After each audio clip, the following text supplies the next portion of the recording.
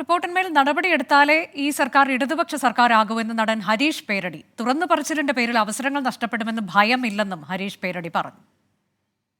ഇത്തരം റിപ്പോർട്ടുകളൊക്കെ പൂഴ്ത്തിവെക്കപ്പെടുമ്പോൾ ഇതൊക്കെ പൂഴ്ത്തിവെക്കാൻ ഞമ്മക്ക് ആളുണ്ടടാ എന്നുള്ളൊരു ധ്വനിയാണ് വരുന്നത്.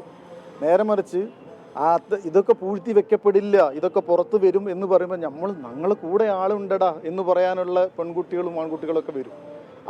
അങ്ങനെയുള്ള ഒരു പുതിയ തലമുറയ്ക്ക് ധൈര്യം കൊടുക്കാനാണ് സർക്കാരിൻ്റെ ഉത്തരവാദിത്തം. അതുകൊണ്ടാണ് ഞാൻ പറഞ്ഞത്, അപ്പോഴേ സർക്കാർ ഇടതുപക്ഷ സർക്കാർ ആവുള്ളൂ. അല്ലാതെ നിങ്ങൾ ബാനറിന് മുകളിൽ എഴുതി വെക്കുന്ന ഒരു ഇടതുപക്ഷം മാത്രമായിരിക്കും. ഞാനെന്നും അല്ലെങ്കിലും ഇവിടുത്തെ ഏതെങ്കിലും നിർമ്മാതാവിൻ്റെ ഇത് കണ്ടിട്ടല്ല എൻ്റെ കഞ്ഞിക്ക് വെള്ളം വെക്കുന്നത്, അടുപ്പത്ത് വെള്ളം വെക്കുന്നത്. മനസ്സിലായില്ലേ?